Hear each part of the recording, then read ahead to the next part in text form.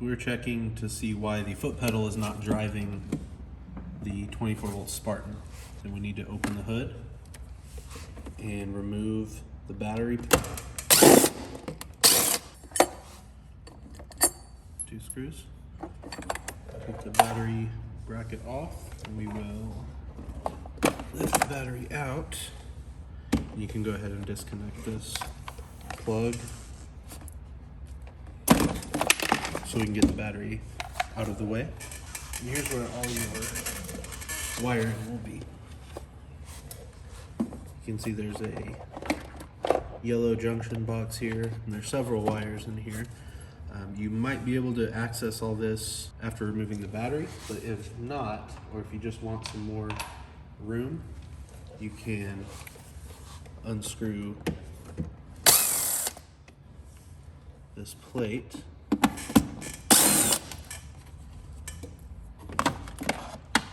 So if the Spartan does power on and you have the lights and everything but just won't drive, the 2 things we need to check are these 2 connectors here. So the first one has, it looks like orange, brown, and green wires. And on the other end, it looks like blue, brown, and then a green and yellow wire.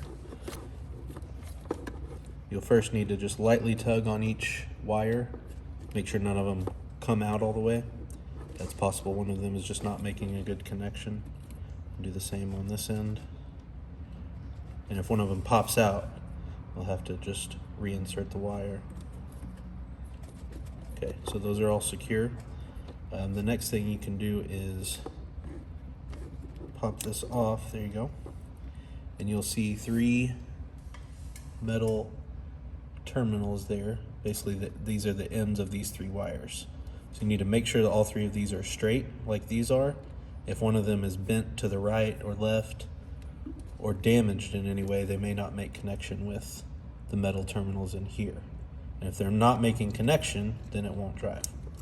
So make sure all wires in these 2 connectors are secure and don't come out. And then make sure these metal tabs are straight. If they are, we need to do the same thing with this set of connectors here. You've got a bunch of smaller wires. Looks like red, black, yellow, green, and blue. So do the same thing here, just lightly tug on each of these. Make sure none of them pop out of the connector. Looks like they're all secure. And the other side has pink, yellow, green, black, and blue wires. A whole bunch of wires there.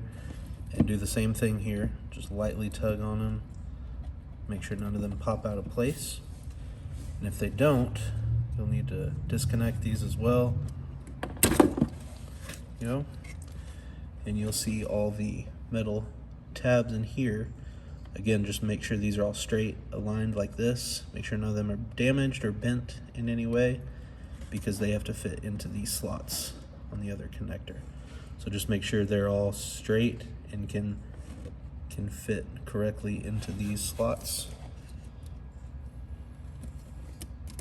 And if all that is secure, we need to check the yellow junction box.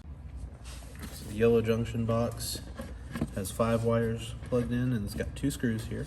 Just remove those 2 screws. We'll see these 5 wires connected. Now these are all connected on 2 different sides and have a washer and a lock nut on each of them.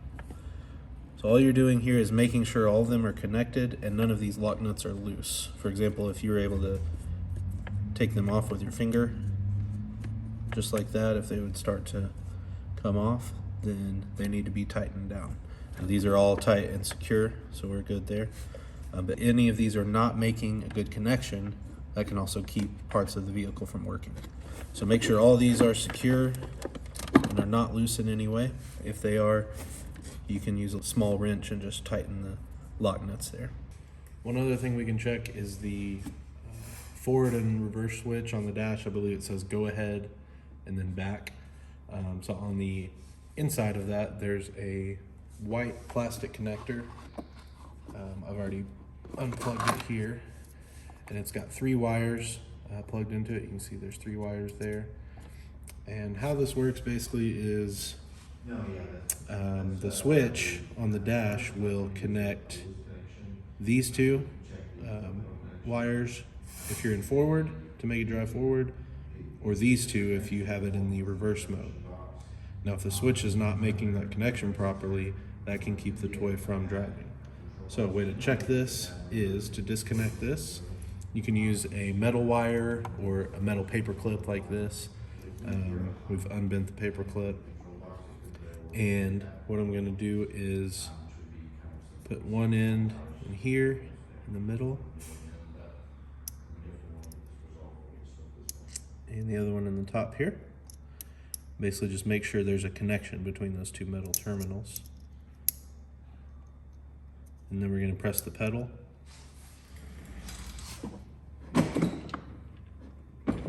So that's actually reversed, so I have this upside down. So this is going to be reverse, and then up here is going to be forward.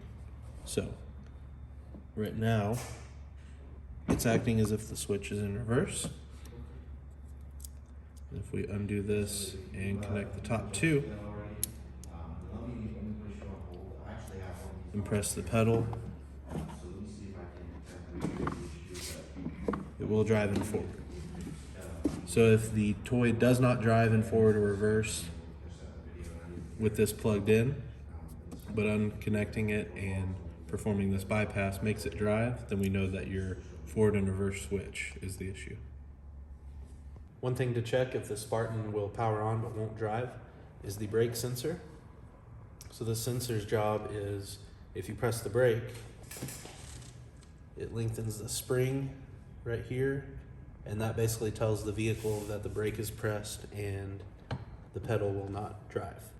Now if the brake sensor is bad, it can think that the brake pedal is pressed even if it's not. So to bypass this, all we need to do is just unhook this spring from the brake sensor.